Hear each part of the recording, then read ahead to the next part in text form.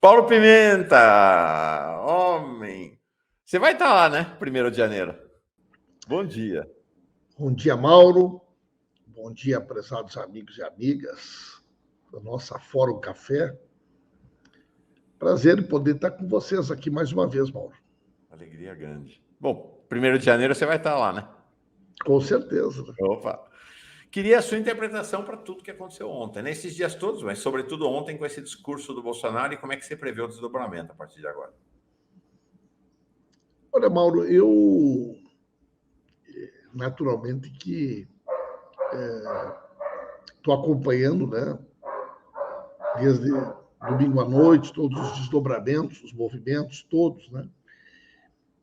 Mas eu sou de uma opinião que o Bolsonaro ele se movimenta no voo mais baixo. O Bolsonaro vem do malufismo, né, Mauro? O Bolsonaro vem da política mais fisiológica, né? Então, eu gosto dessa interpretação de que, na realidade, a partir de segunda noite, ele iniciou uma negociação sobre o seu futuro. E aquela ida dele ao Supremo Tribunal Federal ontem, na minha opinião, reforça essa tese, né? Então, a informação que nós temos, que na segunda-feira ele começou uma tratativa com o PL para reconhecer aquilo que ele chama de reconhecer, que foi a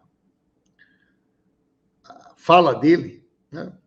Aquilo foi o jeito dele de reconhecer, mas eu concordo contigo, é um jeito ambíguo, que dá margem para mudar opiniões. Ele iniciou uma tratativa com o PL que envolvia como é que ele sobrevive nos próximos 4 anos, politicamente e pessoalmente. O PL é um partido que saiu grande, vai ter um fundo partidário grande, né?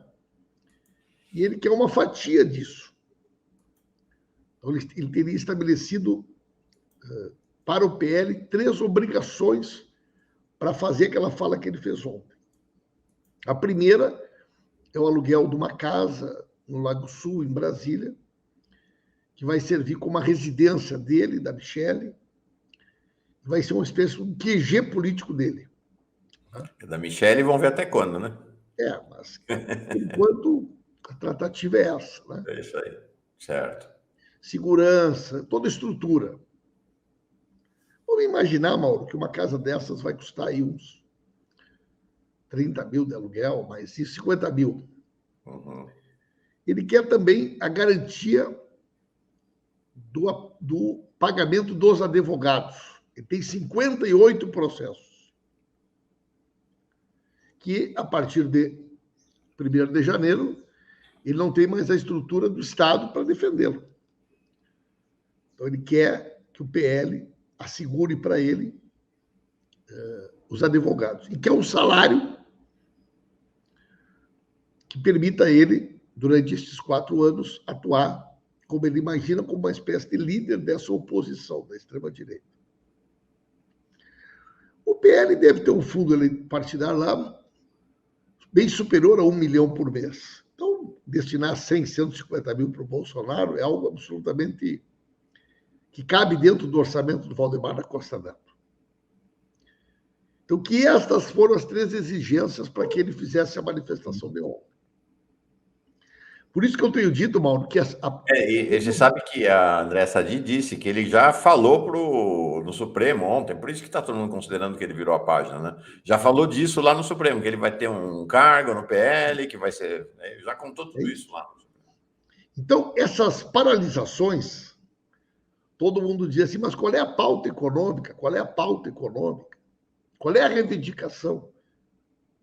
Para mim está claro que a paralisação foi para ele negociar com o PL. O objetivo central das paralisações foi garantir um bom acordo dele com o PL, né? Aí ele pretende, a partir desse QG, viajar pelo Brasil, participar de eventos, fazer palestras, abertura de feiras, de eventos do agro, né? Então, ele, mais ou menos, na cabeça dele, começou a montar um plano de sobrevivência, né? Claro que ele olha um pouco para o Trump e vê o Trump se movimentando para querer ser candidato à sucessão do Biden, mas tem os processos, né? Assim como o Trump também responde a vários processos, assim como foi presa a golpista da Bolívia, ele sabe que tem uma transição difícil. Na minha opinião, a saída dele ao STF é para tratar desse segundo capítulo. Né? Ele quer algum tipo de imunidade, ele quer algum tipo de proteção para ele e para a família. Né? O que dificilmente ele conseguirá. O STF, aparentemente, segundo vazou, prometeu apenas não revanchismo. Mas não revanchismo não quer dizer não justiça, né? Porque veja bem, Paulo, nós temos esses 58 processos. Parte deles são inquéritos, investigações que vêm de antes dele ser presidente e que ficaram paralisadas durante o tempo que ele esteve na presidência e que agora vão andar.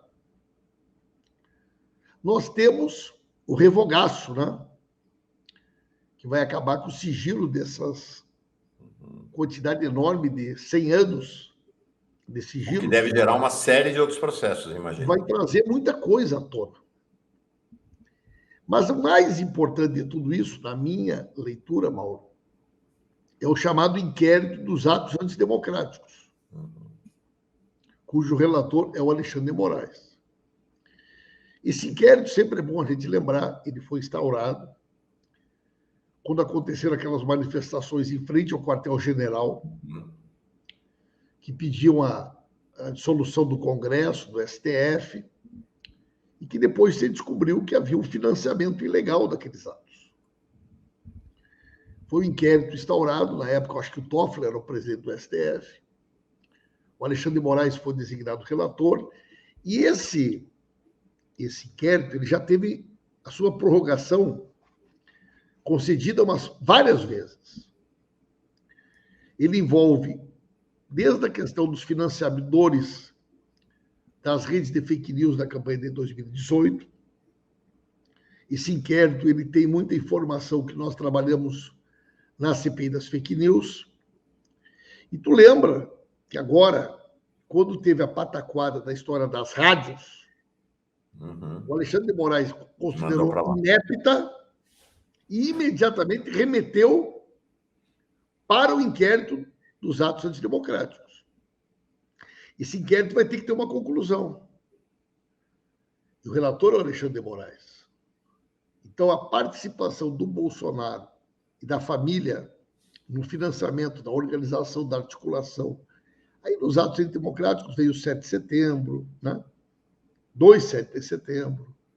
Vem uma quantidade enorme de coisas. Então, eu acho muito difícil que o Bolsonaro e os filhos saiam ilesos disso. Né? Pelo contrário. Falou antes aqui da Carla Zambelli, eu acho que todos eles, Carla Zambelli, Daniel Silveira, né? Esses que nos últimos dias têm estimulado o não cumprimento da decisão. A Carla Zambelli chegou a dizer que ela não ia cumprir a resolução do TSE. Pois é. Porque ela é legisladora, diz ela. Né? E dentro da armada e tudo mais. Então, eu tenho a impressão que é uma pauta longa, viu? Uma pauta longa, uma pauta complexa. Mas vai ser muito importante identificar, também com relação a esses atos que estão acontecendo, os financiadores, né? Os diretamente envolvidos, está trazendo um enorme prejuízo para o país. Porque, Paulo, você acha que um caminhoneiro que tem lá o caminhãozinho dele vai botar o único patrimônio da vida dele para fechar uma estrada correndo o risco de ser depredado? Mas fechar por quê, Mauro? Ele não tem nada ali que interessa diretamente a ele. Não tem uma pauta, não é o problema do frete, não é o problema do preço, não é o problema do diesel. Ali, só o que não tem ali é caminhoneiro. Né? Mas a pauta agora está descoberta. A pauta era um acordo com o PL.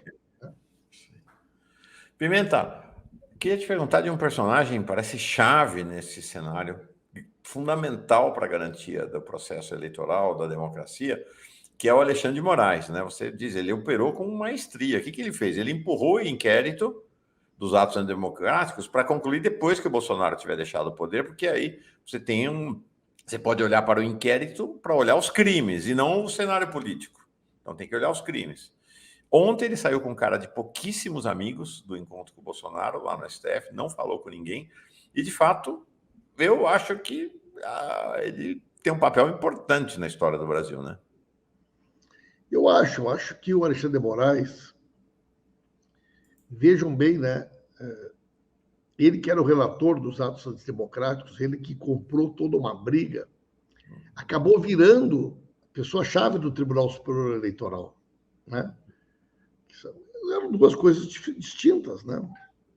Mas o destino colocou ele nos dois papéis: relator dos atos antidemocráticos e a pessoa-chave do Tribunal Superior Eleitoral, o que permitiu um compartilhamento de informações, de estratégias, né?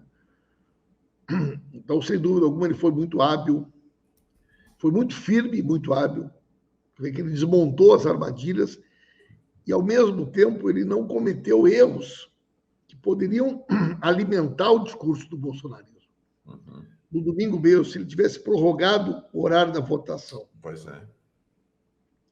seria mais um motivo de questionamento, né? A forma incisiva, rápida, determinada que ele agiu com relação ao cara da Polícia Rodoviária Federal, primeiro no domingo e depois na segunda-feira. Tu vê que segunda-feira até as 9 da noite não tinha sido desbloqueada nenhuma estrada. Se ele não age daquela maneira ali e bota uma multa pessoal para o cara, e determina o crime de prevaricação e trabalha com hipótese de prisão do diretor-geral da Polícia Rodoviária Federal e de outros, talvez as coisas não tivessem, na terça-feira, ontem, né, evoluído da forma como evoluíram. Aí depois ainda ele autorizou as polícias militares, que ele deu um poder aos governadores. Mesmo assim, nós temos ainda vários bloqueios hoje. Nós temos atos aí na frente dos quartéis, né? Né? Mas, Eu estou vendo aqui, ó, são 167 pontos de bloqueio agora, 11 a menos do que o boletim que eu mostrei aqui das 2 da manhã. O número maior, onde? Na terra de Luciano Hang, onde eles tiveram uma das maiores vitórias do Brasil, Santa Catarina, que é sede das empresas de transporte, né? Várias delas. E atinge muito o Rio Grande do Sul, né, Mauro? Porque o estado de Santa Catarina é um estado relativamente pequeno, mas é a ligação que nós temos com o resto do Brasil. Então, todo o sul do Brasil fica muito atingido, né? Nós temos já consequências bastante sérias. Mas eu imagino que no decorrer do dia de hoje, eles vão de novo testar a capacidade de mobilização dele, desse negócio da frente dos quartéis, né? Mas amanhã eu tendo a achar que as coisas já vão estar num nível bem mais elevado ainda de normalidade, Mauro. Sim. Parece que vai definhar, né? É o que você falou. Bolsonaro, assim, ele joga nas duas pontas, né? Então, ele teve esse prazo para negociar com o PL e também ficou ali, malandro, né? Vai que tem uma onda que começa a mobilizar e que volta ao clima de 2016, ele embarca no discurso contra as eleições. Se não tem a onda, tá bom para ele, tá de bom tamanho fechar o acordo com o PL. Falando do país novo, do país que vai nascendo, porque a gente tem um país morrendo e um país que está nascendo. Foi importante. Qual a tua visão sobre a nomeação do Alckmin como líder da transição e as primeiras conversas aí sobre composição ministerial? Haddad está montando o time da educação na transição, ele mesmo não vai estar, o que para mim é uma indicação de que ele não será ministro da educação. Não é? Como é que você está vendo esse momento? Deixa eu te falar assim, como é que eu vejo essa questão, tá? Isso. Primeiro, acho muito importante o Alckmin ser o coordenador da transição. Tem capacidade de diálogo, tem capacidade de gestão, conhece o Estado, é respeitado, é prestigiado pelo presidente Lula com esse gesto. A Gleisi e o Mercadante naturalmente tem que estar, ela mais pelo papel político, ele mais por ter ajudado e na Fundação Perseu Abramo, tendo tido um papel importante na questão do programa, né? O programa de governo. Amanhã nós temos uma reunião muito importante. Na minha opinião, é a primeira reunião de trabalho. Nós temos uma reunião amanhã com o relator do orçamento. Vai ser a nossa equipe vai ser coordenada pelo senador eleito Wellington Dias. Isso. Estaremos presentes eu, Rui Falcão, Enio Verri, Fabiano Contarato. Tá? Então, amanhã às 10h30, nós temos uma reunião com o relator do orçamento. A equipe que foi designada para tratar desse tema são essas pessoas que eu citei. É importante dizer, o relator do orçamento, essa escolha do Wellington, além de toda a habilidade do senador Wellington Dias, ele tem proximidade com o senador, né? O relator do orçamento é o senador do Piauí, Marcelo Castro, do Piauí, né? Oi? É Marcelo Castro do Piauí. Então, amanhã de manhã, nós temos a primeira reunião de trabalho para valer. Né? Você está na comissão de orçamento, né? Estou na comissão. A comissão... Faz tempo que você fala aqui para a gente de que essa comissão é decisiva para a governabilidade. Porque tudo passa por readequar o orçamento. Perfeito. O orçamento, ele não... Tudo que o Bolsonaro falava durante a campanha, sequer está no orçamento. E aquilo que o Lula defendeu e assumiu como compromissos, evidente que também não está. Então, nós vamos ter que praticamente tentar refazer o orçamento.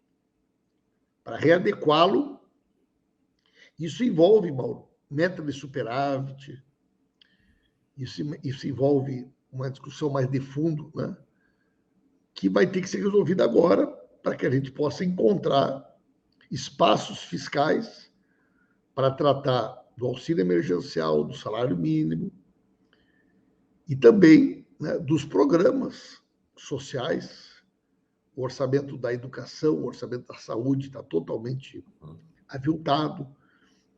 Não tem dinheiro para habitação. O Lula já disse que pretende retomar o Minha Casa Minha Vida já em janeiro, né? Então, a gente está focado nessa questão. Né? Pergunta, vai dar para acabar com o orçamento secreto? Tudo isso, Mauro, a conversa começa amanhã. Perfeito. Né? Sobre a questão das áreas, é tudo muito preliminar. O que o presidente Lula disse, né? Primeiro, que nós vamos ter um grupo de transição e que esse grupo de transição também deve fazer um esforço para dialogar para fora. Nesse caso específico da educação, inclusive toda essa matéria ela vem de uma matéria do valor econômico. Isso. Ela tem duas partes da matéria. A parte da matéria ela diz: Haddad deverá indicar nomes para a transição. Certo? Na outra parte da matéria, ela diz: Haddad também deverá, né, fazer um esforço para dialogar para fora. Né? Como, por exemplo, né, Cacetuba, do Itaú, Daniel Cara, não sei o que lá, papapá. Então, são duas coisas diferentes. Certo? Uma coisa é a comissão de transição. Outra é dialogar para fora, para ouvir setores. Perfeito. Que não obrigatoriamente participaram conosco da elaboração do programa de governo, não obrigatoriamente estarão na transição, mas que o Lula quer que sejam ouvidos, que a opinião delas sejam consideradas. Né? Mas amanhã a gente vai começar a ter um desenho melhor desse processo da transição. Porque a transição ela envolve, Mauro, as questões mais gerais, depois ela envolve cada área específica, e ela envolve também os estados. Né? Quer dizer, cada estado tem também estruturas do governo federal, né? Tem políticas do governo federal, tem... Então vai ser um trabalho bastante... E essa questão vai ser chave, né? Lula está tirando aí uns dias de lua de mel atrasada, né, com a Janja, está lá já na Bahia. Sexta-feira já tem reunião dele com os governadores eleitos do Nordeste, de qualquer partido, né? O governador da Então, Paraíba, que é na do... quinta-feira, o presidente retorna à dinâmica aí do trabalho, né? Uhum. E nós já vamos amanhã, né, fazer essa reunião, preparando já um desenho daquilo que é possível a gente sugerir e propor aí de adequações, né, da peça orçamentária. Sim. Agora, ó, sugiro para ninguém ficar espantado, mas Lula vai sentar com Cláudio Castro, vai sentar com o Zema, vai sentar com o Tarcísio, ele vai sentar com todo mundo que foi eleito, ele disse isso, né? Ele é o presidente de todos, Mauro. A urna, Mauro, a urna fala. Uhum. Saber ouvir a urna é muito importante. Então, o que a urna disse? Primeiro, ela escolheu o Lula para conduzir o Brasil. Mas a urna também disse: o país está dividido. Nós tivemos praticamente meio a meio. Então, o que a urna diz? Né? Lula, a tua grande tarefa agora é fazer um processo de reconciliação nacional. Tu é o presidente de todos. Então, essa capacidade de diálogo que envolve setores da sociedade, governadores eleitos. Veja que o Arthur Lira, Pacheco, o Tarcísio, o Ibanez, o Zema, o Cláudio Castro, todos já se manifestaram. O próprio Eduardo Leite, né? Todos já se manifestaram. Mais ou menos nessa direção, né? Que é um governo que tem essa capacidade. A presença da Simone Tebet, do Alckmin, da Marina, ajuda nesse desenho, né? Então, eu acho que a gente tem que ter essa capacidade de compreender, né, o momento político e ter a habilidade, a leitura correta para que efetivamente a gente possa fazer do governo do presidente Lula aquele governo que a gente imagina que ele deve ser. Ontem o monge Marcelo Barros esteve aqui, uma figura importante aí da Igreja Católica, muito próximo a Lula também, e trouxe uma proposta muito interessante. Ele vai até conversar com o Gilberto Carvalho de criar uma comissão nacional de reconciliação, que não seja do Estado, mas que caminhe junto com o governo, para ir estabelecer esse diálogo. Perguntas para você, Paulo, aqui da nossa comunidade, e depois encerramos. Que eu sei que já tá na hora. Não tem feriado, não, né? Para quem ganhou a eleição, não tem feriado, não. Pimenta, se ele for condenado, Bolsonaro, em algum processo, o PL pode continuar usando o fundo partidário para bancá-lo? Olha, é difícil isso é uma forma também indireta, tu encontra mecanismos ali né? Eu acho que ele vai ser um funcionário do PL, sim, pelo menos pelos próximos 4 anos ele vai ser um funcionário do PL. A Lucinda diz aqui, Mauro, a casa do Bolsonaro, né, que o PL vai bancar, tem que ter um quartinho nos fundos para guardar o acervo de presentes. Deve ser minguado, diferentemente do Lula. Deve ter pouquinho presente lá nesse acervo. Ana Santos, não podemos esquecer que foram cometidos tantos crimes eleitorais que Bozo estará inelegível. Essa é uma possibilidade, de fato. Que é o que está acontecendo com o Trump também. Exatamente, que é exatamente a situação dos Estados Unidos, tem muitos paralelismos lá. Vai ter festa, chá de revelação de 100 anos, vamos ver o que vai sair daí, vai sair muita coisa interessante. A Luciana Guimarães, salário mínimo acima da inflação já, Lula prometeu, vai ter de fato. Reajuste do imposto de renda, 5 mil já, também Lula prometeu, vai. Ó, gente, o que Lula falou, vai fazer. Auxílio R$600 já, tudo isso vai rolar. Tudo isso vai rolar. Canal Marcelize, Bozo, família e sua gangue precisam ser punidos. Paulo, 2 questões que eu queria para encerrar contigo. A primeira é a seguinte: tem esse ato que, na verdade, do ponto de vista legal, é irrelevante, mas do ponto de vista simbólico tem sua importância. Tudo indica que o Bolsonaro não vai passar a faixa. Da maneira como ele está se comportando, ele não vai passar a faixa. Eu pensei que ia ser o Mourão, mas de fato alguém lembrou aqui que o Mourão foi eleito senador, então ele já não vai estar mais na condição de vice-presidente. Por que ele não estaria? Porque a posse do senador é em fevereiro. Então ele pode. Então provavelmente será ele que vai passar a faixa. A posse dos deputados e senadores é em fevereiro, não é em janeiro. Sim. Interessante. Perfeito. Então tá resolvido. É Mourão, porque é o seguinte, em que pese essa postura toda, quem, né, de Zambelli, dessas turmas, o bolsonarismo que tem algum vinho, que foi eleito, Tarcísio, Mourão, até o Ecocida, eu tenho falado, o Salles, todo mundo sabe que a vida continua e que vai ter que ter um novo regime chegando e já estão se acomodando. O Mourão convidou o Alckmin para visitar o Jaburu. Tem uma transição que acontece. Me parece que a gente pode ter um cenário, né, Pimenta, que é do Bolsonaro, como nos Estados Unidos, né? O Bolsonaro no final do mandato e ficando crescentemente irrelevante, e o governo Lula ele e se instalando, vamos dizer assim, até antes da posse. Essa ida dele ao Egito na COP27 para representar o Brasil é um sinal de que o governo já começou. Você já disse isso aqui. Lá atrás você falou, o governo Lula vai começar no dia seguinte à eleição, né? Que é o que está acontecendo, né, Mauro? Isso aí. A Giovanni pergunta. Paulo, é verdade que o Lula não tem celular? Não tem. Não tem, não. Não é doido? É só nós aqui que temos que aguentar.